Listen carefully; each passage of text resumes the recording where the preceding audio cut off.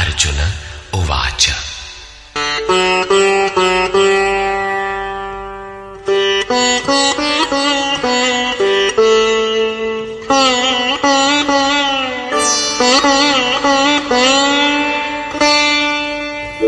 किं तद्ब्रह्म किमध्यात्मम् किं कर्म पुरुषोत्तम अधिभूतं च किं प्रोक्तम् अधिदैवं किमुच्यते। हे पुरुषोत्तम, वो ब्रह्म क्या है, अध्यात्म क्या है, कर्म क्या है, अधिभूत तथा अधिदैव किसे कहा जाता है? अधियज्ञः कथं कोत्र देहेऽस्मिन् मधुसूदन प्रयाणकाले च कथं ज्ञेयोऽसि नियतात्मभिः। हे मधुसूदन, यहां अधियज्ञ कौन है और वह इस शरीर में कैसे है? सिद्ध है कि अधियज्ञ अर्थात यज्ञ का अधिष्ठाता कोई ऐसा पुरुष है जो मनुष्य शरीर के आधार वाला है। समाहित चित्त वाले पुरुषों द्वारा अंत समय में आप किस प्रकार जानने में आते हैं? इन सातों प्रश्नों का क्रम से निर्णय देने के लिए योगेश्वर श्री कृष्ण बोले। श्री भगवान उवाच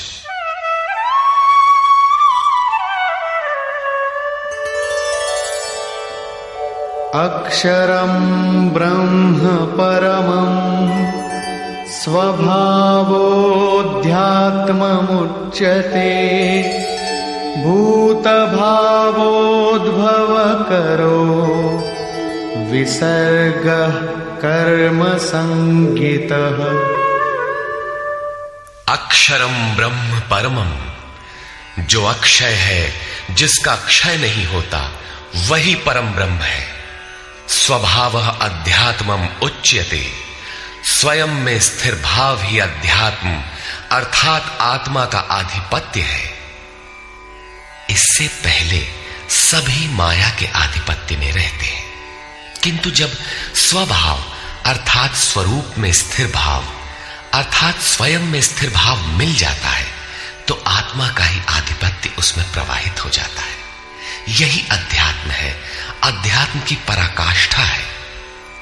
भूत भावोद्भव करा, भूतों के वे भाव जो कुछ न कुछ उद्भव करते हैं अर्थात प्राणियों के वे संकल्प जो भले अथवा बुरे संस्कारों की संरचना करते हैं, उनका विसर्ग अर्थात विसर्जन, उनका मिट जाना ही कर्म की पराकाष्ठा है। यही संपूर्ण कर्म है जिसके लिए योगेश्वर ने कहा था वो संपूर्ण कर्म को जानता है। वहां कर्म पूर्ण है, आगे आवश्यकता नहीं है। नियत कर्म, इस अवस्था में जबकि भूतों के वे भाव जो कुछ न कुछ रचते हैं, भले अथवा बुरे संस्कार संग्रह करते हैं, बनाते हैं, वे जब सर्वथा शांत हो जाएं, यही कर्म की संपूर्णता है। इसके आगे कर्म करने की आवश्यकता नहीं रह जाती।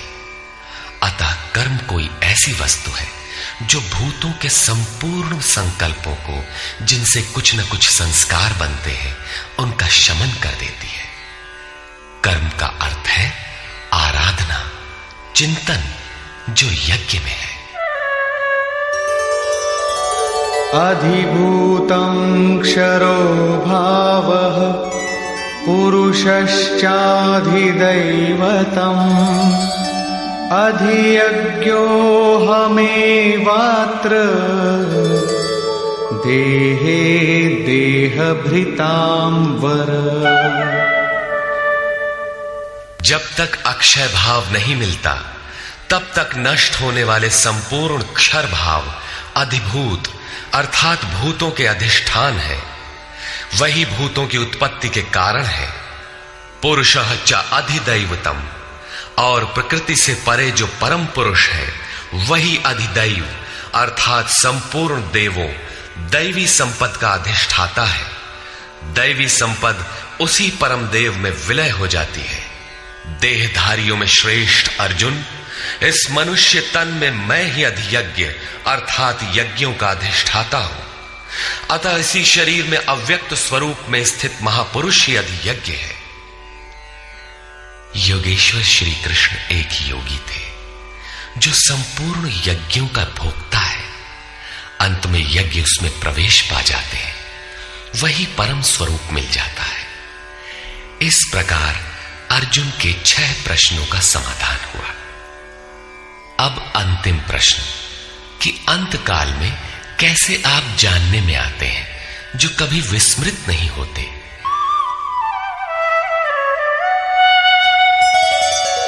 अंतकाले च मामेव स्मरन् मुक्त्वा कलेवरम् यः प्रयाति समद्भावम् याति नास्त्यत्र संशयः।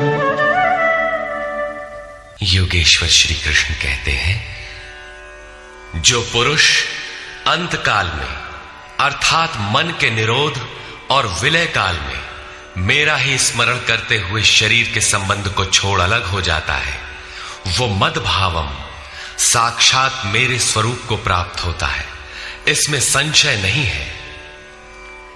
शरीर का निधन शुद्ध अंतकाल नहीं है। मरने के बाद भी शरीरों का क्रम पीछे लगा रहता है। संचित संस्कारों की सतह के मिट जाने के साथ ही मन का निरोध हो जाता है, और वो मन भी जब विलय हो जाता है तो वहीं पर अंतकाल है, जिसके बाद शरीर धारण नहीं करना पड़ता। ये क्रियात्मक है, केवल कहने से वार्ताक्रम से समझ में नहीं आता। जब तक वस्त्रों की तरह शरीर का परिवर्तन हो रहा है, तब तक शरीरों का अंत कहां हुआ। मन के निरोध और निरुद्ध मन के भी विलय काल में जीते जी शरीर के संबंधों का विच्छेद हो जाता है। यदि मरने के बाद ही यह स्थिति मिलती तो श्री कृष्ण भी पूर्ण नहीं होते। उन्होंने कहा कि अनेक जन्म के अभ्यास से प्राप्ति वाला ज्ञानी साक्षात मेरा स्वरूप है। मैं वह हूं और वह मुझ में है। लेश मात्र भी उसमें और मुझ में अंतर नहीं है। यह जीते जी प्राप्ति है। जब फिर कभी शरीर न मिले, वहीं शरीरों का अंत है। ये तो वास्तविक शरीरांत का चित्रण हुआ, जिसके पश्चात जन्म नहीं लेना पड़ता है। दूसरा शरीरांत मृत्यु है, जो लोक प्रचलित है, किंतु इस शरीरांत के पश्चात पुनः जन्म लेना पड़ता है।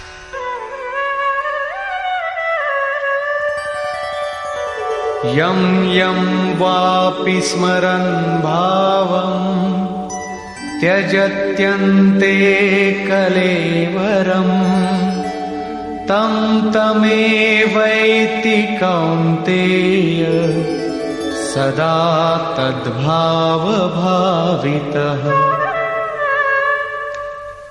कौन्तेय, मृत्यु के समय मनुष्य जिस भी भाव को स्मरण करता हुआ शरीर को त्यागता है, उसको ही प्राप्त होता है। तब तो बड़ा सस्ता सौदा है। हाँ, जीवन मौज करें, मरने लगे तो भगवान का स्मरण कर लेंगे। किंतु श्री कृष्ण कहते हैं ऐसा होता नहीं। सदा तद्भाव भावितः, उस ही भाव का चिंतन कर पाता है जैसा जीवन भर किया है। वही विचार बरबस आ जाता है जिसका जीवन भर अभ्यास किया गया है, अन्यथा नहीं हो पाता। तस्मात् सर्वेषु कालेषु मामनुस्मर युध्य च मय्यर्पितमनो बुद्धिः मामे वैश्यस्य संशयम्। इसलिए अर्जुन, तू हर समय मेरा स्मरण कर और युद्ध कर। मुझ में अर्पित मन और बुद्धि से युक्त होकर तो निसंदेह मुझे ही प्राप्त होगा। निरंतर चिंतन और युद्ध एक साथ कैसे संभव है? हो सकता है कि निरंतर चिंतन और युद्ध का यही स्वरूप हो कि जय कन्हैया लाल की, जय भगवान की कहते रहें और बाण चलाते रहें। किंतु स्मरण का स्वरूप अगले श्लोक में स्पष्ट करते हुए योगेश्वर कहते हैं,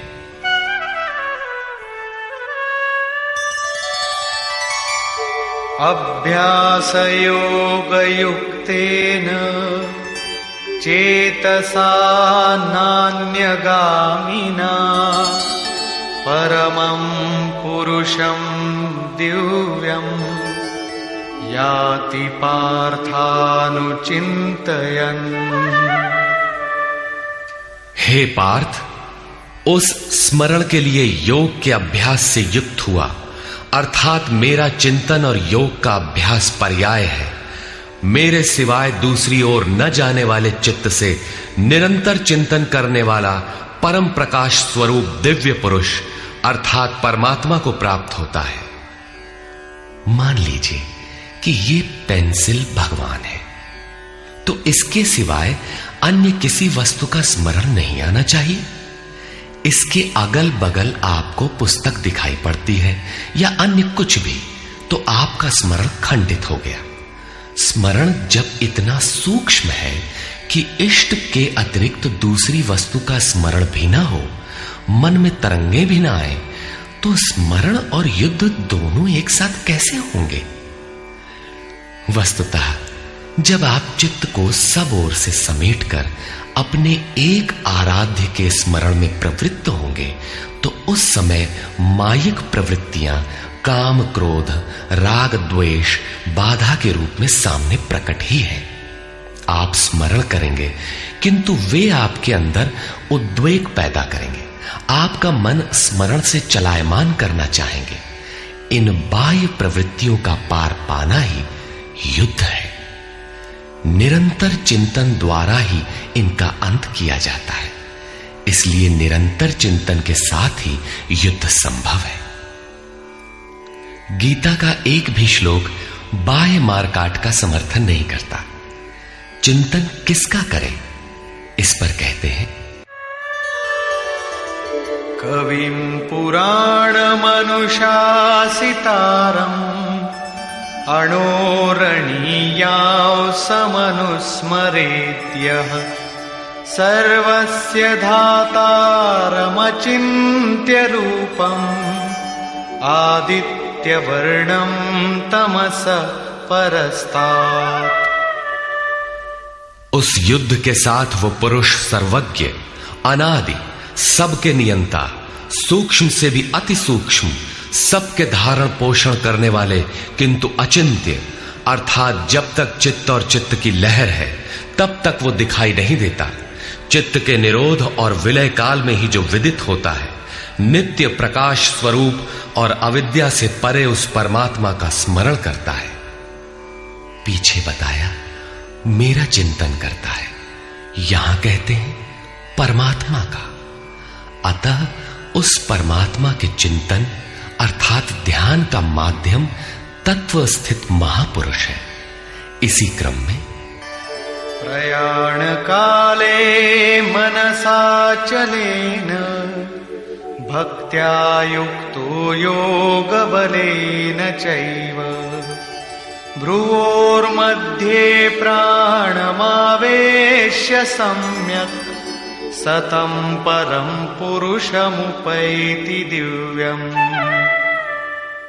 जो निरंतर उस परमात्मा का स्मरण करता है, वो भक्ति युक्त पुरुष प्रयाण काले, मन के विलीन अवस्था काल में योग बल से अर्थात उसी नियत कर्म के आचरण द्वारा भ्रिकुटी के मध्य में प्राण को भली प्रकार स्थापित करके अर्थात प्राण अपान को भली प्रकार सम करके न अंदर से उद्वेग पैदा हो, न बाह्य संकल्प कोई लेने वाला हो, सत रज तम भली प्रकार शांत हो, सुरत इष्ट में ही स्थित हो, उस काल में वो अचल मन अर्थात स्थिर बुद्धि वाला पुरुष उस दिव्य पुरुष परमात्मा को प्राप्त होता है। सतत स्मरणीय है कि उसी एक परमात्मा की प्राप्ति का विधान योग है। उसके लिए नियत क्रिया का आचरण ही योग क्रिया है, जिसका सविस्तार वर्णन योगेश्वर ने 4 व 6वें अध्याय में किया है। अभी उन्होंने कहा निरंतर मेरा ही स्मरण कर, कैसे करें? तो इसी योग धारणा में स्थिर रहते हुए करना है। ऐसा करने वाला दिव्य पुरुष को ही प्राप्त होता है, जो कभी विस्मृत नहीं होता।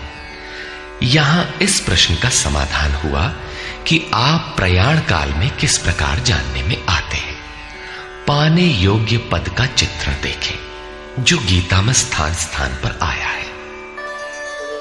यदक्षरं वेदविदो वदन्ति विशन्ति यद्यतयो वीतरागाः यदिच्छन्तो ब्रह्मचर्यं चरन्ति तत्ते पदं संग्रहेण प्रवक्ष्ये। वेदविद अर्थात अविदित तत्व को प्रत्यक्ष जानने वाले लोग जिस परम पद को अक्षरम अक्षय कहते हैं, वीतराग महात्मा जिसमें प्रवेश के लिए यत्नशील रहते हैं, जिस परम पद को चाहने वाले ब्रह्मचर्य का पालन करते हैं।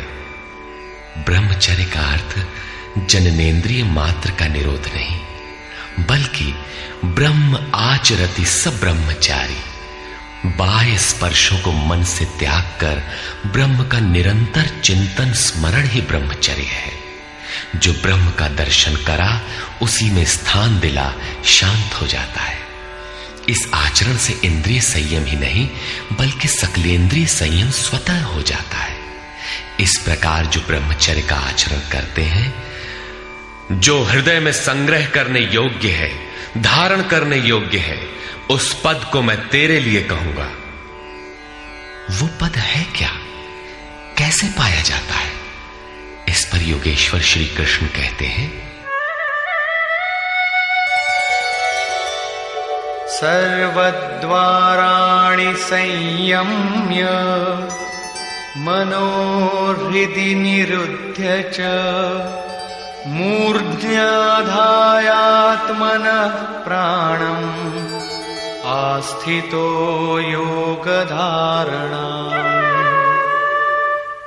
सब इंद्रियों के दरवाजों को रोककर अर्थात वासनाओं से अलग रहकर मन को हृदय में स्थित करके ध्यान हृदय में ही धरा जाता है, बाहर नहीं। पूजा बाहर नहीं होती। और प्राण अर्थात अंतःकरण के व्यापार को मस्तिष्क में निरोध कर योग धारणा में स्थित होकर योग को धारण किए रहना है, दूसरा तरीका नहीं है। इस प्रकार स्थित होकर ओमित्येकाक्षरं ब्रह्म व्याहरन् मामनुस्मरन् यः प्रयाति त्यजन् देहं स याति परमां गतिम्। जो पुरुष ओम इति ओम इतना ही जो अक्षय ब्रह्म का परिचायक है, उसका जाप तथा मेरा स्मरण करता हुआ शरीर का त्याग कर जाता है, वो पुरुष परम गति को प्राप्त होता है। श्री कृष्ण एक योगेश्वर परम तत्व में स्थित महापुरुष सद्गुरु थे। योगेश्वर श्री कृष्ण ने बताया कि ओम अक्षय ब्रह्म का परिचायक है, तू उसका जप कर और ध्यान मेरा कर। प्राप्ति के हर महापुरुष का नाम वही होता है जिसे वो प्राप्त है, इसलिए नाम ओम का बताया और रूप अपना। योगेश्वर ने कृष्ण कृष्ण जपने का निर्देश नहीं दिया। कालांतर में भावुकों ने उनका भी नाम जपना आरंभ कर दिया और अपनी श्रद्धा के अनुसार उसका फल भी पाते हैं। जैसा कि मनुष्य की श्रद्धा जहां टिक जाती है, वहां मैं ही उसकी श्रद्धा को पुष्ट करता तथा मैं ही फल का विधान भी करता हूं। श्री कृष्ण ओम पर बल देते हैं। ओहम स ओम अर्थात वो सत्ता मेरे भीतर है। ये ओम भी उस परम सत्ता का परिचय देकर शांत हो जाता है। वास्तव में उस प्रभु के अनंत नाम है, किंतु जप के लिए वही नाम सार्थक है जो छोटा हो, श्वास में ढल जाए और एक परमात्मा का ही बोध कराता हो। उससे भिन्न अनेक देवी देवताओं की अविवेकपूर्ण कल्पना में उलझाकर लक्ष्य से दृष्टि न हटा दे। प्रारंभिक साधक नाम तो जपते हैं, किंतु महापुरुष के स्वरूप का ध्यान करने में हिचकते हैं। वे अपनी अर्जित मान्यताओं का पूर्वाग्रह छोड़ नहीं पाते। वे किसी अन्य देवता का ध्यान करते हैं जिसका योगेश्वर श्री कृष्ण ने निषेध किया है। अतः पूर्ण समर्पण के साथ किसी अनुभवी महापुरुष की शरण लें। पुण्य पुरुषार्थ सबल होते ही कुतर्कों का शमन और यथार्थ क्रिया में प्रवेश मिल जाएगा। योगेश्वर श्री कृष्ण के अनुसार इस प्रकार ओम के जप और परमात्म स्वरूप सद्गुरु के स्वरूप का निरंतर स्मरण करने से मन का निरोध और विलय हो जाता है और उसी क्षण शरीर के संबंध का त्याग हो जाता है। केवल मरने से शरीर पीछा नहीं छोड़ता। अनन्यचेता सततम यो मां स्मरति नित्यशः तस्याहं सुलभः पार्थ नित्ययुक्तस्य योगिनः। मेरे अतिरिक्त और कोई चित्त में है ही नहीं, उस अन्य किसी का चिंतन न करता हुआ अर्थात अनन्य चित्त से स्थिर हुआ जो अनवरत मेरा स्मरण करता है, उस नित्य मुझसे युक्त योगी के लिए मैं सुलभ हूं। आपके सुलभ होने से क्या मिलेगा? मामुपेत्य पुनर्जन्म दुःखालयम् शाश्वतम् नाप्नुवन्ति महात्मानः संसिद्धिं परमां गताः। मुझे प्राप्त कर वे दुखों के स्थान स्वरूप क्षण भंगुर पुनर्जन्म को प्राप्त नहीं होते, बल्कि परम सिद्धि को प्राप्त होते हैं। अर्थात मुझे प्राप्त होना अथवा परम सिद्धि को प्राप्त होना एक ही बात है। केवल भगवान ही ऐसे हैं जिन्हें पाकर उस पुरुष का पुनर्जन्म नहीं होता। फिर पुनर्जन्म की सीमा कहां तक है? आब्रह्म भुवना लोका पुनरावर्तिनोऽर्जुन मामुपेत्य तु कौन्तेय पुनर्जन्म न विद्यते। अर्जुन, ब्रह्मा से लेकर कीट पतंगादि सभी लोग पुनरावर्ती हैं, जन्म लेने और मरने तथा पुनः पुनः इसी क्रम में चलने वाले हैं। किंतु कौन्तेय, मुझे प्राप्त होकर उस पुरुष का पुनर्जन्म नहीं होता। धर्म ग्रंथों में लोक लोकांतरों की परिकल्पना ईश्वर पद की विभूतियों को बोध कराने के आंतरिक अनुभव या रूपक मात्र है। अंतरिक्ष में न तो कोई ऐसा गड्ढा है जहां कीड़े काटते हों और न ऐसे महल जिसे स्वर्ग कहा जाता हो। दैवी संपत्ति से युक्त पुरुष देवता और आसुरी संपत्ति से युक्त मनुष्य ही असुर है। श्री कृष्ण के ही सगे संबंधी कंस राक्षस और बाणासुर दैत्य थे। देव मानव तिर्यक योनियां ही विभिन्न लोक हैं। श्री कृष्ण के ही अनुसार ये जीवात्मा मन सहित पांचों इंद्रियों को लेकर जन्म जन्मांतर के संस्कारों के अनुरूप नया शरीर धारण कर लेता है। अमर कहे जाने वाले देवता भी मरण धर्मा है। क्षीणे पुण्ये मर्त्य लोकम विशन्ति। इससे बड़ी क्षति क्या होगी? वो देवतन ही किस काम का जिसमें संचित पुण्य भी समाप्त हो जाए। देवलोक, पशुलोक, कीट पतंगादि लोक भोगलोक मात्र है। केवल मनुष्य ही कर्मों का रचयिता है, जिसके द्वारा वो उस परम धाम तक को प्राप्त कर सकता है जहां से पुनरावर्तन नहीं होता।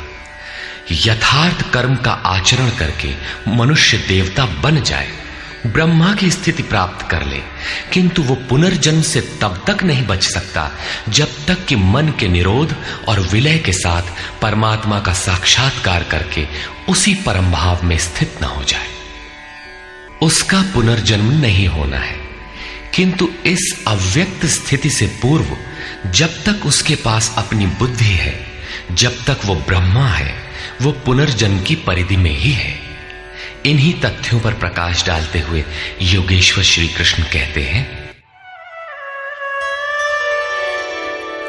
सहस्रयुगपर्यन्तम् अहर्यद्ब्रह्मणो विदुः रात्रिं युगसहस्रान्ताम् तेहोरात्रविदो जनाः। जो 1000 चतुर्युगों की ब्रह्मा की रात्रि और 1000 चतुर्युगों के उसके दिन को साक्षात जानते हैं, वे पुरुष समय के तत्व को यथार्थ जानते हैं। प्रस्तुत श्लोक में दिन और रात विद्या और अविद्या के रूपक हैं। ब्रह्म विद्या से संयुक्त बुद्धि ब्रह्मा की प्रवेशिका तथा ब्रह्म विद्वरिष्ठ बुद्धि ब्रह्मा की पराकाष्ठा है। विद्या से संयुक्त बुद्धि ही ब्रह्मा का दिन है। जब विद्या कार्यरत होती है उस समय योगी स्वरूप की ओर अग्रसर होता है। अंतःकरण की सहस्रों प्रवृत्तियों में ईश्वरीय प्रकाश का संचार हो उठता है। इस प्रकार अविद्या की रात्रि आने पर अंतःकरण की सहस्रों प्रवृत्तियों में माया का द्वंद्व प्रवाहित होता है। प्रकाश और अंधकार की यहीं तक सीमा है। इसके पश्चात न तो अविद्या रह जाती है और न विद्या ही। वो परम तत्व परमात्मा विदित हो जाता है। जो इसे तत्व से भली प्रकार जानते हैं वे योगी जन काल के तत्व को जानने वाले हैं कि कब अविद्या की रात होती है, कब विद्या का दिन आता है, काल का प्रभाव कहां तक है अथवा समय कहां तक पीछा करता है। प्रारंभिक मनीषी अंतःकरण को चित्त अथवा कभी कभी केवल बुद्धि कहकर संबोधित करते थे। कालांतर में अंतःकरण का विभाजन मन, बुद्धि, चित्त और अहंकार की 4 प्रमुख वृत्तियों में किया गया। वैसे अंतःकरण की प्रवृत्तियां अनंत हैं। बुद्धि के अंतराल में ही अविद्या की रात्रि होती है और उसी बुद्धि में विद्या का दिन भी होता है। यही ब्रह्मा की रात्रि और दिन है। जगत रूपी रात्रि में सभी जीव अचेत पड़े हैं। प्रकृति में विचरण करती हुई उनकी बुद्धि उस प्रकाश स्वरूप को नहीं देख पाती, किंतु योग का आचरण करने वाले योगी इससे जग जाते हैं। वे स्वरूप की ओर बढ़ते हैं। जैसा कि गोस्वामी तुलसीदास ने रामचरितमानस में लिखा है, कबहु दिवस मह निबिड़तम कबहुक प्रकट पतंग बिन सई उपजई ज्ञान जिमि पाई कुसंग सुसंग। विद्या से संयुक्त बुद्धि कुसंग पाकर अविद्या में परिणत हो जाती है। पुनः सुसंग से विद्या का संचार उसी बुद्धि में हो जाता है। ये उतार चढ़ाव पूर्ति पर्यंत लगा रहता है। पूर्ति के पश्चात न बुद्धि है न ब्रह्मा, न रात रहती है न दिन। यही ब्रह्मा के दिन रात का रूपक है। न हजारों साल की लंबी रात होती है, न हजारों चतुर्युग का दिन ही होता है, और न कहीं कोई 4 मुंह वाला ब्रह्मा ही है। बुद्धि की उपर्युक्त 4 क्रमिक अवस्थाएं ही ब्रह्मा के 4 मुख और अंतःकरण की 4 प्रमुख प्रवृत्तियां ही उनके चतुर्युग हैं। रात और दिन इन्हीं प्रवृत्तियों में होते हैं। जो पुरुष इसके भेद को तत्व से जानते हैं वे योगी जन काल के भेद को जानते हैं कि काल कहां तक पीछा करता है और कौन पुरुष काल से भी अतीत हो जाता है। रात्रि और दिन, अविद्या और विद्या में होने वाले कार्य को योगेश्वर श्री कृष्ण स्पष्ट करते हैं।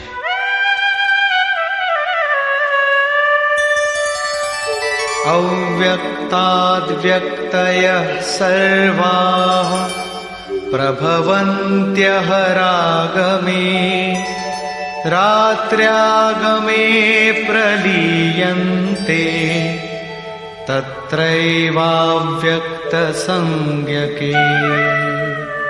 ब्रह्मा के दिन के प्रवेश काल में अर्थात विद्या, दैवी संपत्ति के प्रवेश काल में संपूर्ण प्राणी अव्यक्त बुद्धि में जागृत हो जाते हैं, और रात्रि के प्रवेश काल में उसी अव्यक्त अदृश्य बुद्धि में जागृति के सूक्ष्म तत्व अचेत हो जाते हैं।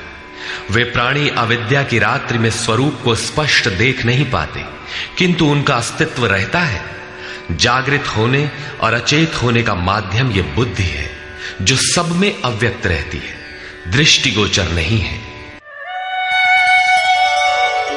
भूतग्रामः स एवायम् भूत्वा भूत्वा प्रलीयते रात्र्यागमे वश पार्थ प्रभवत्यहरागमे।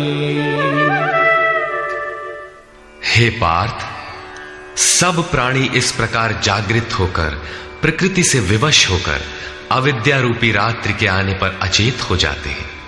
वे नहीं देख पाते कि हमारा लक्ष्य क्या है। दिन के प्रवेश काल में वे पुनः जागृत हो जाते हैं। जब तक बुद्धि है तब तक इसके अंतराल में विद्या और अविद्या का क्रम चलता रहता है, तब तक वो साधक ही है। परस्तस्मात्तु भावोऽन्यो व्यक्तो व्यक्तात् सनातनः यः सः सर्वेषु भूतेषु नश्यत्सु न विनश्यति। एक तो ब्रह्मा अर्थात बुद्धि अव्यक्त है, इंद्रियों से दिखाई नहीं पड़ती, और इससे भी परे सनातन अव्यक्त भाव है जो भूतों के नष्ट होने पर भी नष्ट नहीं होता। अर्थात विद्या में सचेत और अविद्या में अचेत, दिन में उत्पन्न और रात्रि में विलीन भावों वाले अव्यक्त ब्रह्मा के भी मिट जाने पर वो सनातन अव्यक्त भाव मिलता है जो नष्ट नहीं होता। बुद्धि में होने वाले उक्त दोनों उतार चढ़ाव जब मिट जाते हैं तब सनातन अव्यक्त भाव मिलता है जो मेरा परम धाम है। जब सनातन अव्यक्त भाव प्राप्त हो गया तो बुद्धि भी उसी भाव में रंग जाती है, उसी भाव को धारण कर लेती है। इसलिए वो बुद्धि स्वयं तो मिट जाती है और उसके स्थान पर सनातन अव्यक्त भाव ही शेष बचता है। अव्यक्तोऽक्षर इत्युक्तः तमाहुः परमां गतिम् यं प्राप्य न निवर्तन्ते तद्धाम परमं मम। उस सनातन अव्यक्त भाव को अक्षर अर्थात अविनाशी कहा जाता है, उसी को परम गति कहते हैं। वही मेरा परम धाम है जिसे प्राप्त होकर मनुष्य पीछे नहीं आते, उनका पुनर्जन्म नहीं होता। इस सनातन अव्यक्त भाव की प्राप्ति का विधान बताते हैं। पुरुषः स परः पार्थ भक्त्या लभ्यस्त्वनन्यया यस्यान्तस्थानि भूतानि येन सर्वमिदं ततम्। पार्थ, जिस परमात्मा के अंतर्गत संपूर्ण भूत हैं, जिससे संपूर्ण जगत व्याप्त है, सनातन अव्यक्त भाव वाला वो परम पुरुष अनन्य भक्ति से प्राप्त होने योग्य है। अनन्य भक्ति का तात्पर्य है कि परमात्मा के सिवाय अन्य किसी का स्मरण न करते हुए उनसे जुड़ जाए। अनन्य भाव से लगने वाले पुरुष भी कब तक पुनर्जन्म की सीमा में है और कब वे पुनर्जन्म का अतिक्रमण कर जाते हैं, इस पर योगेश्वर कहते हैं। यत्र काले त्वनावृत्तिम् आवृत्तिं चैव योगिनः प्रयाता यान्ति तं कालं वक्ष्यामि भरतर्षभ। हे अर्जुन, जिस काल में शरीर त्याग कर गए हुए योगी जन पुनर्जन्म को नहीं पाते और जिस काल में शरीर त्यागने पर पुनर्जन्म पाते हैं, मैं अब उस काल का वर्णन करता हूं।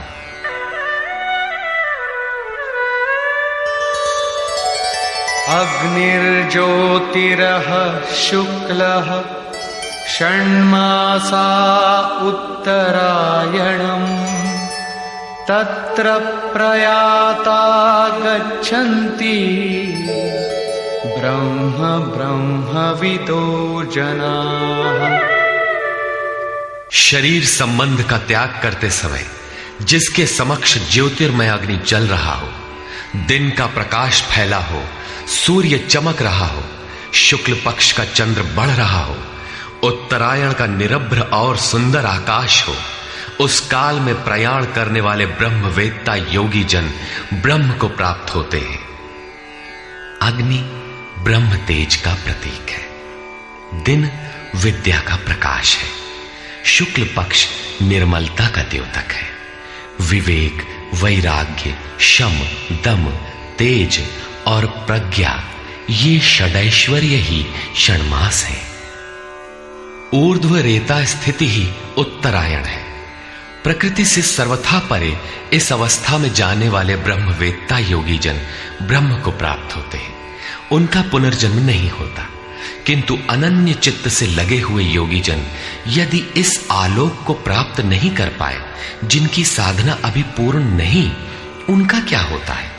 इस पर कहते हैं, धूमो रात्रिस्तथा कृष्णः षण्मासा दक्षिणायनम् तत्र चान्द्रमसं ज्योतिः योगी प्राप्य निवर्तते। जिसके प्रयाण काल में धुआं फैल रहा हो, योगाग्नि हो, अग्नि यज्ञ प्रक्रिया में पाए जाने वाले अग्नि का स्वरूप है, किंतु धुएं से आच्छादित हो, अविद्या की रात्रि हो, अंधेरा हो, कृष्ण पक्ष का चंद्रमा क्षीण हो रहा हो, कालिमा का बाहुल्य हो, षड विकारों अर्थात काम, क्रोध, लोभ, मोह, मद और मत्सर से युक्त दक्षिणायन अर्थात बहिर्मुखी हो, जो परमात्मा के प्रवेश से अभी बाहर है, उस योगी को पुनः जन्म लेना पड़ता है। तो क्या शरीर के साथ उस योगी की साधना नष्ट हो जाती है? इस पर योगेश्वर श्री कृष्ण कहते हैं, शुक्ल कृष्णे गति हेते जगतः शाश्वते मते एकया यात्यनावृत्तिम् अन्यया वर्तते पुनः। उपर्युक्त शुक्ल और कृष्ण दोनों प्रकार की गतियां जगत में शाश्वत हैं, अर्थात साधन का कभी विनाश नहीं होता। एक अर्थात शुक्ल अवस्था में प्रयाण करने वाला पीछे न आने वाली परम गति को प्राप्त होता है, और दूसरी अवस्था में जिसमें क्षीण प्रकाश तथा अभी कालिमा है, ऐसी अवस्था को गया हुआ पीछे लौटता है, जन्म लेता है। जब तक पूर्ण प्रकाश नहीं मिलता तब तक उसे भजन करना है। प्रश्न पूर्ण हुआ। अब इसके लिए साधन पर पुनः बल देते हैं।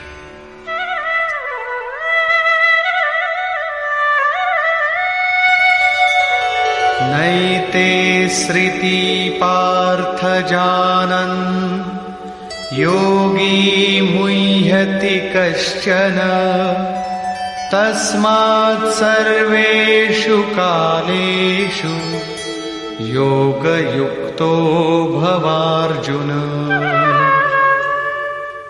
हे पार्थ, इस प्रकार इन मार्गों को जानकर कोई भी योगी मोहित नहीं होता। वो जानता है कि पूर्ण प्रकाश पा लेने पर ब्रह्म को प्राप्त होगा और क्षीण प्रकाश रहने पर भी पुनर्जन्म में साधन का नाश नहीं होता। दोनों गतियां शाश्वत हैं। अतः अर्जुन, तो सब काल में योग से युक्त हो, अर्थात निरंतर साधन कर। वेदेषु यज्ञेषु तपस्सु चैव दानेषु यत् पुण्यफलं प्रदिष्टम् अत्येति तत्सर्वमिदं विदित्वा योगी परं स्थानमुपैति चाद्यम्। इसको साक्षात्कार सहित जानकर, मानकर नहीं, योगी वेद, यज्ञ, तप और दान के पुण्य फलों का निसंदेह अतिक्रमण